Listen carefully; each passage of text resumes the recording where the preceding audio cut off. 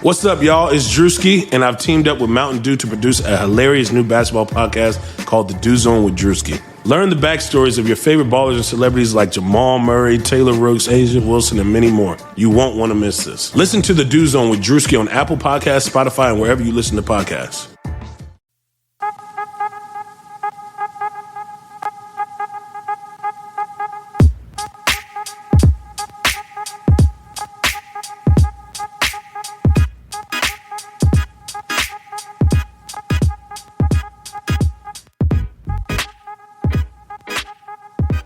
What's up, guys? Welcome to this podcast. My name is Salman Ali at Salman Ali NBA on Twitter. Here joined by Dave Hardesty, otherwise known as Clutch Fans on Twitter.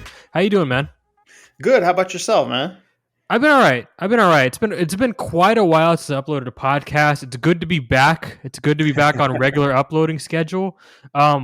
It is very strange. Just like there's not really any noteworthy Rockets event going on, but I still feel guilty not uploading. There's still a part of me that's like I really should be putting something out there. So we're doing that today, 24 hours before the lottery, because this is probably the most notable event of the Rockets calendar year. I would say since the James Harden trade, there's not going to be anything more consequential than this. Yeah, you're right. I mean, and first of all, it's funny you mentioned that because I've been feeling that way too. Like, the Rockets aren't involved in anything. I mean, frankly, we had Jayshawn Tate, obviously, be first team rookie. That was awesome, but really no rumors to speak of. But I think it's the lottery that could hold up a lot of this stuff. Once we kind of have an idea where the Rockets are picking, then I think you might hear the Rockets get involved, whether it's, they're at 18, 23, and 24, or they're one of the top four picks in 23 and 24. I think they're going to be a team that you're going to hear a lot about, leading up to the draft next month. Yeah, normally this is just another day on the calendar for the Rockets, but for the first time in nearly 20 years, this lottery carries quite a bit of significance for Houston. I mean, it's a monumentous event. Like, not only because the Rockets have the worst record in basketball, but because the Rockets can only keep their pick if they land the top four of the lottery, which they have a 52% chance of doing. So roughly a coin flip. If it goes the other way at 48%, they swap picks and end up at number 18, as you said, where Miami is supposed to draft. And if that happens, that's just a gut punch for the organization. No matter how much contingency planning Houston has done, there's really no way to make up for that kind of a fall. It's the kind of fall that sets an organization back like 5 years. So if you're Houston, it is paramount that things go your way on Tuesday. Yeah, I think, and you're absolutely right. It does set them back, no question. I think if they're able to get a top, one of the top four picks, but say it's 1, 2, or 3, I think, which are probably the very best. I think all four of the top four are great, but it's going to really launch them into getting started, having an identity. I mean, if they were to come away with a Cade Cunningham or an Evan Mobley or a Jalen Green, I mean, now you've at least got a significant chip in the game. I mean, Kevin Porter Jr. and Christian Wood are nice, but you're adding a blue chip prospect. So it's pretty important. I mean, if it end up falling back, you're looking at, a roll of the dice, getting a role player or getting a guy that has a lot of flaws or a lot of development to do could end up being something special. But, the odds are obviously working against you at that spot. Yeah, right now I look at their roster, I'm like, yeah, they got some interesting stuff, but there's not really a blue chipper there. Like, I know there's a lot of people excited about Kevin Porter Jr. I don't think he's proven that he's a blue chipper. Like, he had that 50-11 game. Like, yeah, that's really exciting, and it put him on the map for me for sure. Like, definitely had to watch him more, but again, there's not really, like, KJ Martin did a lot of exciting things towards the end of the season, but these guys were drafted in the second round, right? And I think Kevin Porter Jr. was late first. I think he was the last pick of the first round. I think something like that. But right, yeah. Essentially a second round pick though. But and same thing with Christian Wood, undrafted guy. Like there's nobody on this roster that really had any expectations coming into the NBA. And right now the Rockets are, potentially they have the ability to draft 3 of those kinds of players now. Obviously, there's a big drop-off from 4 to 18, 22, 23, and 24. So we're going to talk about that. You're the best person to ask about this because of your site and how in tune you are with the fans. You're a fan yourself, and you're not shy about it. On a scale of 1 to 100, how nervous are the diehards right now? Because I can tell you this from personal experience, it's starting to leak into the casual fan base. Like normally, you wouldn't expect casual fans to know about things like pick swaps, but it's out there, man. Like I've been approached on more than one occasion about the lottery. Like, so how nervous are the diehards about this? Is this the driving conversation topic on the Clutch Fans forums? Yeah, 100%. It is the driving topic, and I would probably put it at about an 80-90% nervous. I mean, I think some fans have kind of the right mindset where they say, okay, I'm just telling myself it's 18 and I can't possibly be disappointed on lottery night, and I can only get a bonus of a trade up to a top 4 pick. And that might be the right way to approach it. But it's, you mentioned the casual fans, and I have always been nervous. I've always wanted to tweet out about this, like, hey, I want all of you to know that this is not a slam dunk, because even, the last couple of months, people are like, hey, we got to keep losing to get Cade Cunningham. And that's not how it works. I mean, the Rockets were pretty much a lock, the last month or two to be one of those bottom 3 teams. And, they were going to have the best lottery odds that they can. But, every time I tell you someone that I see a mock draft and it has, the Houston Rockets are the number 1 pick because they're the worst team taking Cade Cunningham, I cringe, because it's a 14% chance. And there are 2 other teams that have that exact same 14% chance. It's not a very great, those odds aren't very great, I should say. So I get nervous when people just automatically expect, maybe it's the casual fan base, that they should be getting Cade Cunningham or the number 1 pick. Because like you said, it's a coin toss whether they can just get a top 4 pick, any one of the top 4 picks. And then, the flip side of that is falling to 5, which, as you pointed out, would go to OKC and the Rockets would get 18. So I think some people who don't follow it enough would be stunned to find out that the Rockets pick 18th if lottery results do not go their way. Right. Like, is this the second or the third year that we're playing with the flattened lottery odds? It's the third year, and there have been, like I said, the bottom 3 teams have this exact same lottery odds. And as you would expect, there's been 6 teams in 2 seasons that have those odds. 3 made the top 4, 3 did not. Yeah. Cleveland, both years in 2019 and 2020, was in the bottom 3 and ended up 5th both times, I believe. They certainly were outside the top 4. I think it was 5th. And so, yeah, I mean, it does make you nervous. I mean, it's been a while since the Rockets have been in the lottery, but I do feel like, and I don't say this just because the Rockets are in this spot, I just feel like this is tough for teams that are really down on their luck to face these kind of odds. And I understand that they're trying to stop tanking. It didn't necessarily work. I mean, take a look at what OKC did in the final, 25, 30 games, and tanking is very much alive and well. It's just the benefits aren't there like they used to be. Yeah, they curved tanking in a different way. Like teams aren't trying to tank like on the margins anymore, but on the whole, there's still a huge incentive to lose, right? There's still a huge incentive to be a bottom 3 team. And I don't know, for Houston, it's going to be a weird experience, right? Like you're really waiting on 1 pick. Like you're going to be watching the entire lottery for the 5 pick, right? Like, and I feel like it's different if they were number 2 and like it could have extended down to like what's 7 or 8. I don't know I don't quite remember where it extended down to, but literally you're watching for 1 pick that's got to up the theatrics there. Yeah, it is. I mean, obviously they're going to go from 14 to 5, right? And as you go, you're going to know if any team has slipped into the top 4. If they suddenly skip a team, then you know that they're going to have slipped into the top 4. But the drama and suspense will always be there for Rocket fans because, say everything went to form all the way up to 6 and you're about to announce the 5th pick. I mean, all that means is that those bottom 5 teams are all there and they all have great odds at being in that top 4. Or I shouldn't say great odds. They all have similar odds and the best odds of them all. So, the Rockets aren't out of the woods if everything goes to form. It's still going to be, there's going to be suspense. So yes, if the Rockets are, if they announce the 5th pick, it's not the Rockets and then there's going to be a party, a celebration, and I think sure. Obviously, I'm going to be interested to see if they get in the top 4, if they can move to 3, 2, or 1. But for me, it's just going to be this sigh of relief, this excitement, because I'm legitimately happy with any of the top 4 picks. Yeah, I'm just wondering, like, how many people are gonna like go to a sports bar to go watch this thing? Like, is this like a known event in Houston? Like, is it just like people who are really into the NBA? Because I know I've been approached by casual fans, but I feel like they're all gonna be watching at home. Like, is there gonna be like an event party type of viewing for this thing?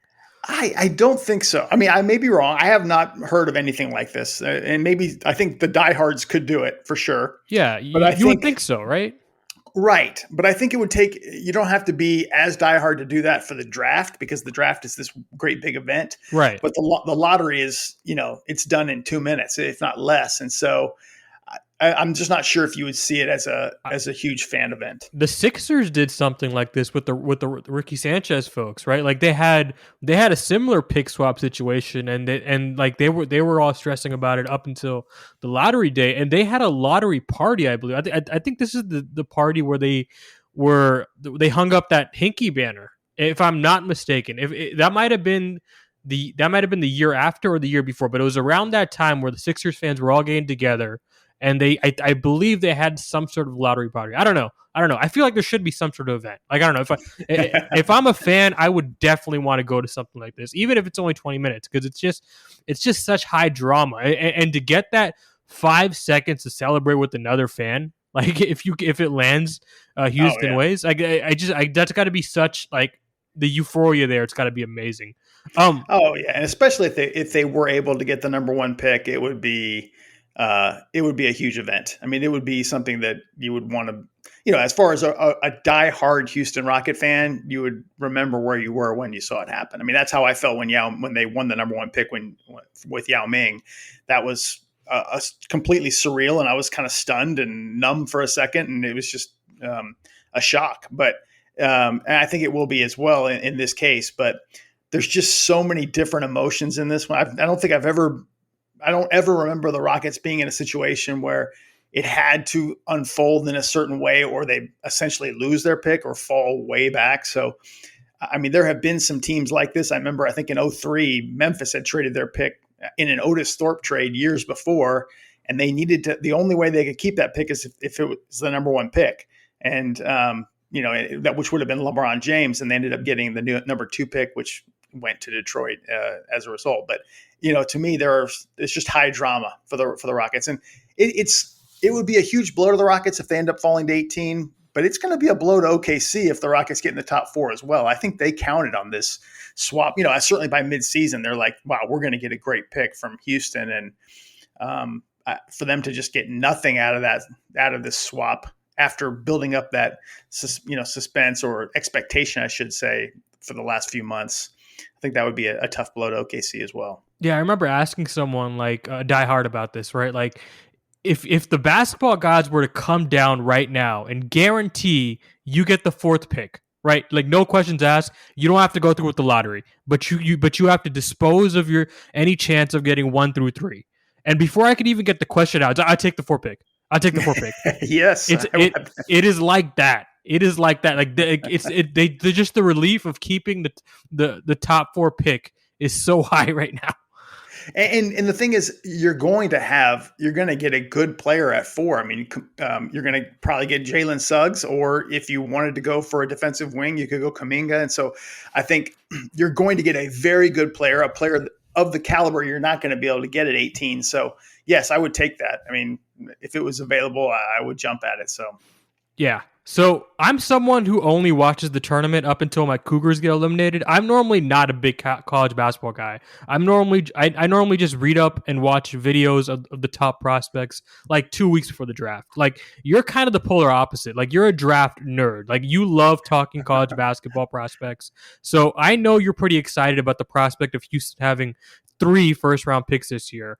I want to talk about the top 4 best guys in the draft in a minute. But before we do that, can we briefly discuss like the strength at the top of this draft and how swiftly it drops off, like the talent after that? Because we know that it's top heavy, but is there good talent to be had in the teens and 20s?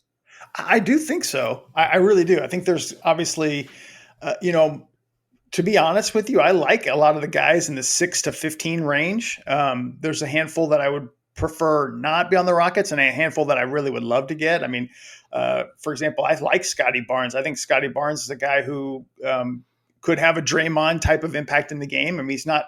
I should tell you now. I have leaned highly towards shooters. I want guys who can shoot.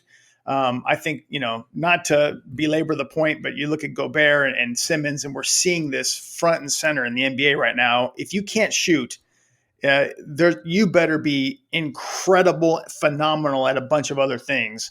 And so I lean towards guys who are really good at shooting, or are so good at so many other things and are young enough that you think to yourself, we can improve this shot. So, but yes, I sincerely feel the top four. I love the guys that are going back to about 18, 19, 23 and 24.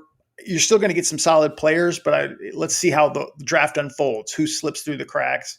But to me, the top four, maybe top five, are really where it's at. I mean, Cade Cunningham's a two-way player, a guy who, I would not say a sure thing, but I think he's a guy who could be great in this league, could be a big name and a star. And I think at 2 and 3, both Evan Mobley and Green as well. I think both of these guys have the potential to be special players. I've kind of gone back and forth, to be honest with you, between Jalen Green and Evan Mobley at 2. I think right now I'm leaning towards Mobley, but I would, if Green was there, I think he'd be a great pick as well. And if you're fourth, Suggs is a great consolation prize. I mean, all these guys, to me, are, like we mentioned before, blue chip prospects. So I don't think you can go wrong being in any of those top 4 spots. Let's back up a little bit and talk about Cade Cunningham, because Sure. I feel like the consensus is starting to harden a little bit, and he is going to be the number 1 overall pick. As of this moment, if I were to bet money on it, I feel like it's the obvious money is Cade, right? And I see it, right? Like, he has great size, very well-rounded player. The talent is clearly there.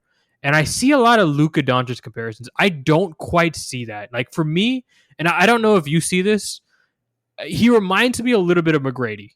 I don't see the passing there with Luka. Like, I think he has good pick and roll ability, right? That's clearly present. He's a pretty good defender. And I feel like the size and the ability to play the shooting guard position, right? Like, it's really rare to see a 6'8" shooting guard. Here, it just screams McGrady to me. Like, do you get what I'm saying? Like, yeah, I think that's a good comparison. I don't I think you pointed out, I don't think I think McGrady was a very good passer. I don't think he's as good there. It's certainly not as good a passer, in my opinion, as Luka. But what you love about him is he doesn't, he's got great size.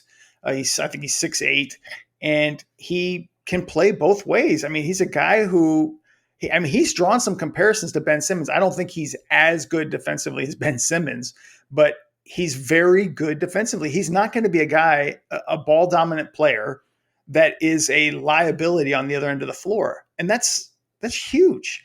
I think he's a good shooter, but I think, he's going to have to continue to improve a little bit there. I mean, there's not a weakness. That's not a weakness. I just think to be elite, he's going to have to be a little bit better there. But that's what I love about him. I mean, he does eat both ends of the floor. He's going to be great. So, I mean, we've been, at least in the early years of Harden, we had this insane offensive player who was a weakness, a liability on the defensive end. He became much better, and you put him in spots where he was good defensively. But, Cade at this age already is very good defensively. So that's what I get excited about. Now, I refuse. I think I mentioned to you before. I refuse to think the Rockets have this great shot at getting him. I'll be pleasantly surprised if they do get the number 1 pick. But I think he's a blue chip talent and very worthy of the number 1 pick. That's exactly where I would go if I ended up number 1. Yeah, I hear you. Let's talk about some of these other guys at the top of the draft. You briefly touched on them, but as I said before, like the word's out there, this is supposed to be a pretty top-heavy draft. How many potential cornerstone pieces do you think are there? Because you said 4, I said 4 earlier, but a lot of people have thrown Jonathan Kuminga in that mix, right? The way I've come to understand it is Cade Cunningham is closing in to be the consensus number 1. And then after that, there's a tier 2 of Evan Mobley, Jalen Green, and Jalen Suggs. Do you personally have a preference there? Is it Mobley? Like I see a lot of people nervous about the potential of drafting a big man at number 2, right? Like it's like the Anthony Davis thing, right? Like you're not sure if that guy can be your primary ball handler and lead a good offense. But I still think there's room for big guys at the top of the draft. I see some of the talent that's already been drafted there, like Zion obviously is the easy one. But is there a guy outside of Cade Cunningham that you look at him like that guy clearly has the makings of a star? He deserves to be the second pick, or do you still think it's kind of up in the air right now and kind of team dependent? Well, I draw a line of separation between Mobley, Green, and Suggs, and I like Jalen Suggs a lot. I personally think both Mobley and Green have that type of potential. For a while, Jalen Green had moved up, my charts or in my eyes, up to number 2. I think he has the potential. He's extremely athletic, electric, athletically. And he flies to the rim. You watch him, and he's very young. And he was I think, if I'm not mistaken, the number 1 prospect coming out of high school. And he's very skilled. He's not, it's not like it's an athlete who has to get better at so many different areas. I mean, he does have to improve and work, but he's very skilled coming out of the draft at this age. So I like him a lot. I think if the Rockets ended up with Jalen Green, I'd be doing cartwheels. But I put Mobley a hair behind him because I think he has very special potential as a big. And I'm with you. I've felt like if you're going to draft a big in this league, I don't want to say they're a dime a dozen, but you can get a guy who can, set screens, run roll to the basket, alley-oops, and defend. That you can get guys who can fill that type of role. But I think he's unique in that he's got the quickness to guard guys that are not just centers. He can switch. He could probably.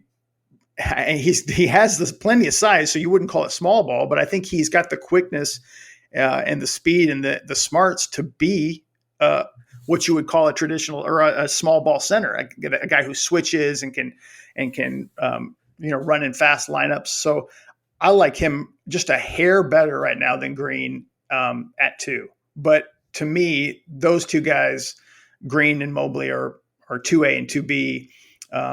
And then Suggs I got at 4.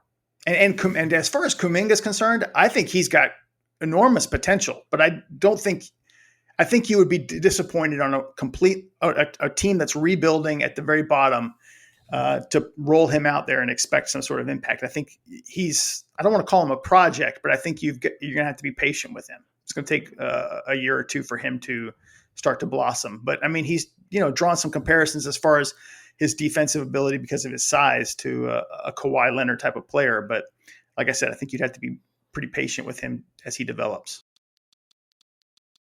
Do you want to gain an advantage with your sports bets? You need to download BetQL, the only app you'll need to make smart bets. Their best bet algorithm scans over 350,000 unique bets per year to give you the best bet recommendation for every game across all major sports and gives you the reasoning behind why you should place the bet. Their best bet algorithm covers everything from spreads, over-unders, and player prop bets. BetQL is loaded up with tools that make you a more informed bettor, bar none. There's sharp data so you can see who the pros are backing, line movement so you can jump on betting opportunities in real time, team summaries highlighting previous success against the spread and over-under, and team lineup breaking news and injury status updates. You can save all your picks in one place to track your success and winning streaks. Plus, you can even see how you stack up against others on their ranking leaderboards. Better data, better bets. Head to the App Store or Google Play Store now to download BetQL. You can also head to try.betql.co/BlueWire to get started now. Enter the discount code BlueWire at payment checkout for 25% off any of their subscription offerings. Also, check out their sportsbook offers page if you live in one of their eligible states to claim free offers upon signing up. Don't miss out on the chance to gain your betting advantage this summer.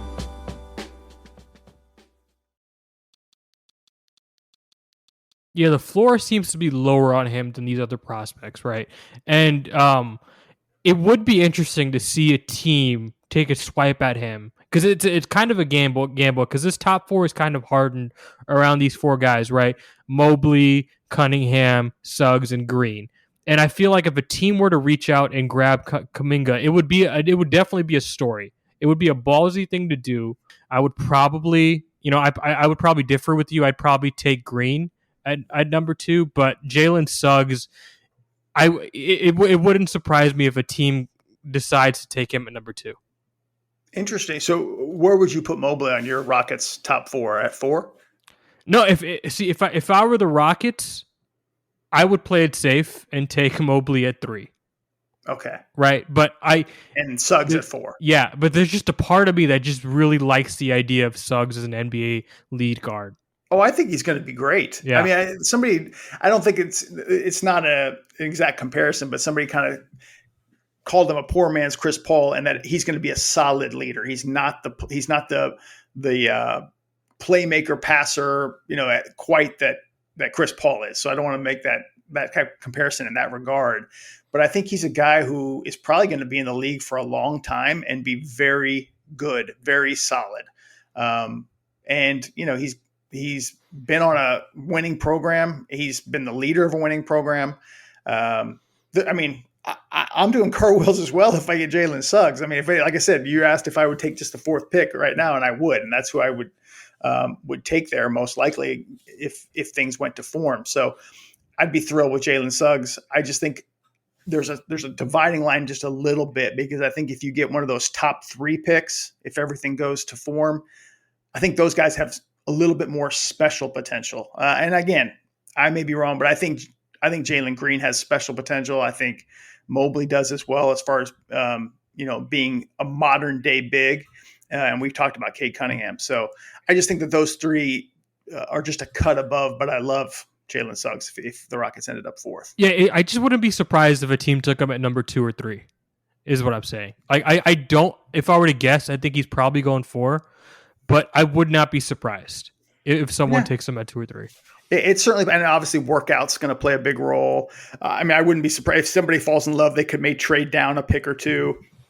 Yeah, but it's possible. I mean, Jalen Suggs, it's not out of the realm of possibility for him to go 2 or 3. So I think any one of those 4 are very good. So the bottom of the lottery, I am so unfamiliar with. So name a guy who, maybe doesn't have star potential, but you'd be really happy with if he falls to 18. Like things don't go the Rockets' way, but you're really happy that you got this guy at 18. Wow, that's actually tough to say, because it's I could get greedy and tell you somebody like Jalen Johnson or Scotty Barnes, which I don't think one of those guys. I don't think Scotty Barnes is falling that far. Yeah, no, exactly. And same thing with Davion Mitchell out of Baylor, and Keon Johnson. Those guys I like a lot. Those are top 10 guys. Yeah. Yeah, exactly. Yeah. Okay, I'll tell you a guy I like a lot. I don't think he has the upside of the other players, but I think he's going to be very good in the league, and that's Moses Moody out of Arkansas. I think he's already one of the better shooters, I think, in the first round. He's not as good as Corey Kispert, but he's a very good shooter. He's got good size, 6'8". He's only 19. I think he's going to be a solid player for a lot of years. I just don't see quite the enormous upside, but I don't think you're going to see just this enormous upside at 18, 23, 24. But there are going to be some guys that, you never know, that could just blossom out of that spot. A guy I like, but I don't think, I think he's just going to be a solid player in the league. I don't think he's going to be anything special, but I think he's going to surprise a lot of people. But I think he's being overlooked because he is, I think, 23, might be 24 by the next year, and that's Chris Duarte out of Oregon. He's already a solid defensive player, and he's a great shooter. He's got good, solid size, 6'6", 190. He's not like blazingly fast or anything, but I like him a lot. I think he's I think he might be overlooked a little bit along the lines of a Desmond Bain was a year ago when that Memphis took him, just because of his age. So, like I said, I favor shooting. I want to see guys come in here that can shoot the ball. And the Rockets, if they don't end up with a top 4 pick, especially, they just need to add just as much solid youth as they can, because there are teams now. You're looking at Memphis, Atlanta. They've got some stars, obviously. John Morant and Trae Young, but they just continually added solid young players with good upside, and it's paying off for them. Whether it's they're going to keep going on this path or they're going to package some of those guys for a star or a better player. That's what the Rockets need to do. They need to add solid guys at those spots. Yeah, like the Rockets are like, I've said this before, they are like at stage 0 of rebuilding. Like they have 2 players under the age of 25, right? That's KJ Martin and Kevin Porter Jr. And like other than that, it's pretty much guys in their mid 20s. So there's not many young prospects there. So I definitely agree that this draft will go a long way to refilling that cupboard. Not only like just like if they want to be a good team someday, but like these are trade assets. It's interesting. Like Duarte right now, I'm looking at ESPN.com right now. He's 24. He's going to be in that range for Houston. Same thing with Moody. He's in that 18 range. So it's going to be interesting to see where they actually end up in the lottery, and where these guys go. But I think these guys are definitely in the realm of possibility. Yeah, let me throw this out there, sort of for your listeners as well. Like, here's like a dilemma that I have in this draft. I mean. And I look at a guy like Josh Giddey, and out of Australia. He's 18. He's a bit of a wonder kind, or just like a guy who, he draws some comparisons to Luka, but he's not, in any way Luka. He's a very good playmaker. He's, like I said, 6'8". He's only 18 years old, but he really has a major flaw in that he is shooting. He's a very good playmaker. He finds, makes the right plays. How, can you draft this guy knowing he can do everything else and is basically a bigger version of Ricky Rubio, and think to yourself, we're going to develop his shot or rework his shot. And to me, I frown upon that. I overlook. So I'm hoping Giddey goes before the Rockets picking those. And I think he will at 23, before 23 and 24. But, you have to weigh this tantalizing upside and sort of, young savant, if you will, overseas, versus the fact that he can't shoot. And once he gets to that high level, you're going to see the same thing that happened to Russell Westbrook last year with the Rockets to Ben Simmons this year. They're going to leave him alone out there, and the rest of your team is at a disadvantage. So to me, I avoid prospects like this that have that problem. But you know what? Kawhi Leonard came out into the league and shooting. He was, I think, shot 29% his last year in college, if I'm not mistaken, from 3, and may have been overlooked because of that. So to me, I don't look at guys and say to themselves, they go from 25, 30% shooters to 40% shooters, but it has happened. I just don't look at it as a likely event. Yeah, somebody I'm going to be watching really closely over the next couple of years just to see how strong Houston's development staff really is KJ Martin, right? This is a guy who is, his one of his major weaknesses coming out of the draft was shooting, and he comes out, shoots 36.5% from 3 his first season. If he can keep that up, or just a hair below that, I mean, that does speak well for John Lucas and that staff Houston has down there. I do think it is a really big burden to draft someone that has that big of a hole, especially if they're a guard or if they're a ball handler type. Oh, that's exactly it. Right? Yeah. Like at the power forward center position, right? You can get away with that. But even then, it's like Ben Simmons right now is someone who is without a roster in the NBA that it's really hard to find a fit, right? He's probably a power forward in today's NBA. And yet it's really, really difficult to find a team that has 4 shooters that could fit him into their offense, right? Like the Blazers have been of discussion a lot over the last few days, right? But is he really going to work next to Nurkic, like crowding the paint like that? Like, I don't know. Like, the Mavericks would make a lot of sense, but like they don't have any assets, right? Like, it's really hard to fit even power forwards nowadays that can't shoot into NBA offenses. Yeah, Ben Simmons is. It blows my mind. Obviously, he has regressed or gotten a little bit worse. Certainly, it's mental now. When you look at the free throw aspect and how he's, dropped off a cliff, basically, it's mental. I mean, he's terrified to shoot the ball and did not want to be fouled. And so I think we saw that, with that now famous play at the end of the fourth quarter of Game 7. So. But it's just becoming so apparent in this league that you need guys who can shoot. And if you have a guy who cannot shoot, he better be a center, or your center better be very comfortable outside of the three-point line. And, Joel Embiid is, but his strength is around the basket and the paint. So you're bringing him out there.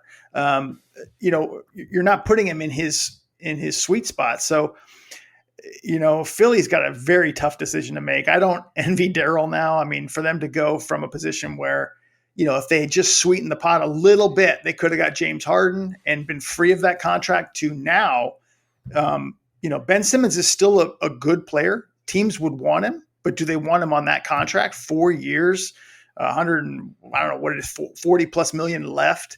I don't think so. I mean, I think it's going to take, an equivalent salary burden to go back that way. And then, you're going to have to exchange picks or something of that nature. But his value has dropped significantly. And I think we're just seeing that proven time and time again. If you can't shoot, like I said, you better be elite at a bunch of other things. And you better have the right pieces around him. I mean, the Rockets brought in Russell Westbrook, had to trade Clint Capella just so they could go small and have 4 shooters, and bring in Covington and move PJ to center. And it just throws you off on so many other things. You got to be able to shoot in this league. Even young guys. I mean, even guys who are coming. One rookie of the year, LaMelo Ball. I mean, I think he shot 38+% from 3. Guys coming into the league now, and they need to be able to shoot threes. And this is a roster that doesn't have much three-point shooting to begin with, right? Like Jayshawn Tate, 30%. John Wall, 31%. Sterling Brown's probably one of the best shooters on the team. Like, that's how bad it is. Yeah. It's a need. It's a big-time need. And I don't know if they're going to be able to add significant shooters to the thing. Like I said, I like Moses Moody. I like Kispert. I think is a great three-point shooter. He's not, awesome at much else, but, reminds me a little bit of a Joe Harris. But, there's some great shooters in this draft, but I don't know if they're going to come away with, they're not going to solve their shooting issues in one draft alone. But, it's a problem right now with the Rockets. And if they're, going to run with KPJ as the ball handler, they got to add shooters around him. Let's talk worst case scenario. So the Rockets draw the short end of the stick tomorrow, and they're sending that pick to OKC. Is that the most devastating moment in franchise history? Is that still Chris Paul's hamstring going out in the conference finals? Is Yao Ming's retirement worse? The John Stockton shot? Like, where would you rank this? I think you're asking the wrong guy, because I think the Russell Westbrook trade actually ranks up in the top 3 for me, because that was devastating. But no, that's a great question. I think the Chris Paul injury has got to be up there. I mean, you could go way back too. There have been some the John Stockton shot, as you pointed out, was a big blow. They had some injuries to Charles Barkley one year when they had a 2-1 lead, and that, against Utah in the first round, that cost them. But, it's tough to necessarily rank them, but it's going to hurt, but they're going to move on. I mean, it's just going to delay things, in my opinion, a year, because they're just, now they're going to have 2 years moving forward where, they have no obligations, no draft pick obligations. Doesn't pick back up until 24, 25, 26 to OKC again. And if they're terrible next year, and let's say they're the worst team in the league, then they're guaranteed their 5th pick, But I think they're going to build some through the draft. Barring, something unforeseen here where they completely unload Eric Gordon and John Wall, I think they're they're probably on a plan where they hope to be good in about 2 years. Like, in other words, 2 more seasons, and then I would think that they hope to be back in the playoffs, especially because that's when, those draft pick obligations pick back up. I wouldn't call it the most I think it would make the Westbrook trade. It would probably move it from a franchise killing trade to, one of the worst all time. I think that would probably be fair to say. Not the worst all time. There's been some horrible trades in the league, but I think, you would at least kick it around as up there because, look at Chris Paul, look at Russell Westbrook, and look at the draft picks that the Rockets gave. They start off right off the bat, giving up the 5th pick of the draft in a draft that has at least 5 strong players. So that would be painful.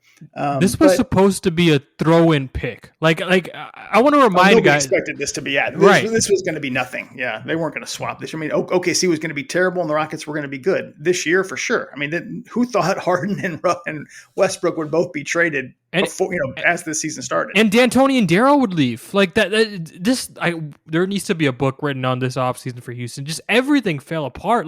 And you're seeing it in Dallas too. Like that entire organization just crumbled within 2 days.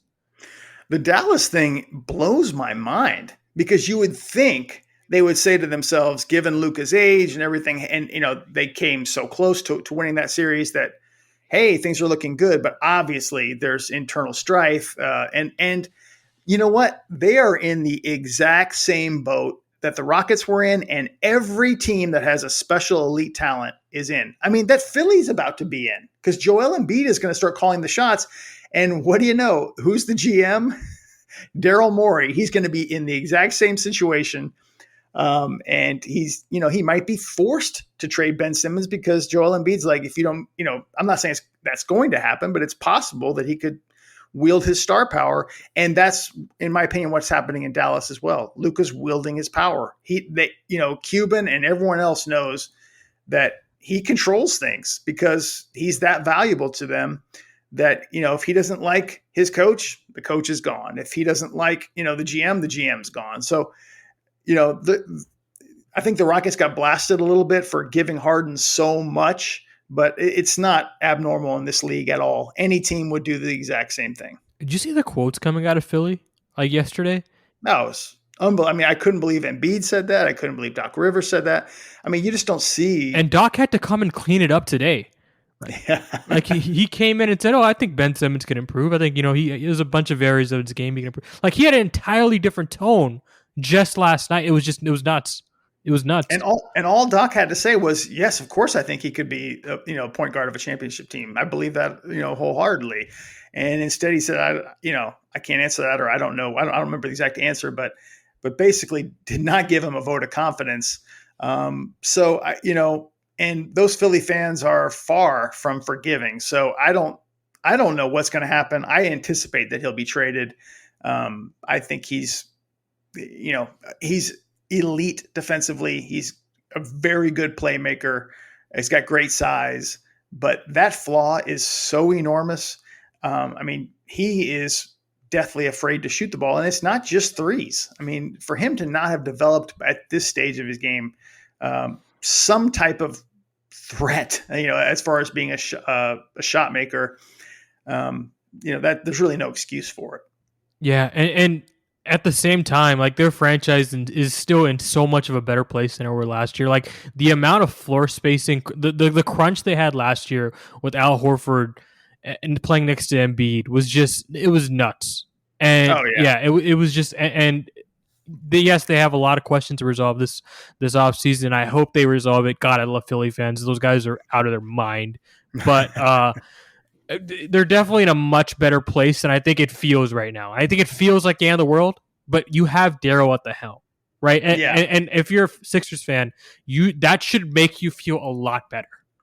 Yeah, if you're a Sixers fan, you should look at the fact that he flipped Josh Richardson for Seth Curry, and basically, that's a big reason that in my opinion, Dallas is in the position that they're in. I mean, they should have kept Seth Curry. Josh Richardson did not pan out for them as they hoped, and Seth Curry was I don't want to say second best player, but he certainly was the second best scorer on that team. I mean, his 3-point shooting was what extended that series and, made it close basically. So, in my opinion, Daryl stole him, and he's always placed a premium on shooting. I wish he had gotten Seth Curry while he was with the Rockets, but that was a great trade by him. I do think missing out on Harden was a swing and a miss, and probably should have gone for Kyle Lowry. I don't know how those negotiations went, but I think Lowry could have been the difference maker. I think what is, and I know we're talking about Philly here, but I think that what is going to haunt Daryl is, he's always had that phrase on his Twitter account that opportunity is not a lengthy visitor. And this was a golden opportunity for Philadelphia to win it all. I mean, golden. I mean, Brooklyn kind of fell apart. They presumably will be full strength next year. They should have won it all this year. I think that's the way he's going to look at it. And it's probably going to haunt him similar to the way the 2018 Rockets came up short as well. At the very least, they should not have lost that series. I mean, number one seed, MVP season for Embiid. Like, I don't care what injuries you have. Like Danny Green is not the difference between beating the Atlanta Hawks and not beating the Atlanta Hawks. Like, he's just not. He's just not. Yeah, it's and I don't know how the Atlanta Hawks are here. I mean, I know Trae Young's been great. I'm not trying to disparage them or criticize them. And those guys have come together. Capella's been very good. Collins has been good. Kevin Huerter's been playing very well. So hats off to them. And Lou Williams was huge in that comeback win. But I'm just stunned, honestly. It's kind of the fact that the Hawks are in the Eastern Conference Finals and the Suns are in the Western Conference Finals kind of blows my mind. It kind of goes against everything that I've ever known about the NBA, is that you've got to pay your dues. The Clippers, they haven't made the conference finals in their franchise's history. Yeah, but obviously Kawhi being hurt, I did not expect this after he found out he got hurt, but I did think the Clippers were going to the finals. I really did. I thought before Kawhi got hurt. And again, I know they had their backs to the wall against Dallas, but I mean, going in, I just looked at the fact that they were so good shooting 3-pointers. I expected them to pull off a few upsets and get there. That was at least my pick. But I think Phoenix is going to take them out now without Kawhi. But it's just amazing to me because like these young teams have always had to pay their dues. They go up against somebody that they can't beat, and they have to knock on that door once, twice, maybe 3 times to try to get over that hump. And instead, Devin Booker and Trae Young are already in a conference finals at this age. So, and Ayton as well. So it just kind of throws me for a loop. I'm interested. I know people are knocking the ratings of all this, but I'm interested in it. It's just surprising that it is where it is. Yeah, it was bananas to see Terrence Mann score 39 points in an elimination game. It just reminded me so much of that Game 6 with the Rockets. I know we're so far off the reservation. We have to end the podcast at some point. Thank you so much for coming on, Dave. Where can we find your social media, your podcast, and your website? Oh, yeah, it's Clutch Fans on pretty much any social media platform, Twitter, and the website's clutchfans.net. And yeah, that's where we're at. I'll talk to you down the road, Dave. You bet. Thanks for having me on. For sure.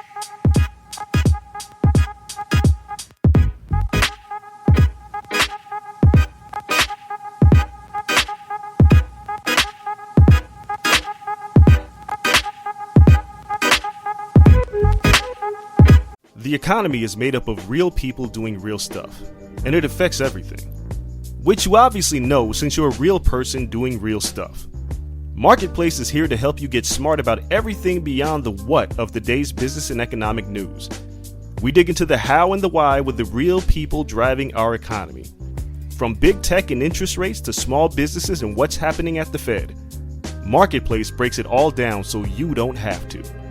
Listen to Marketplace wherever you get your podcasts.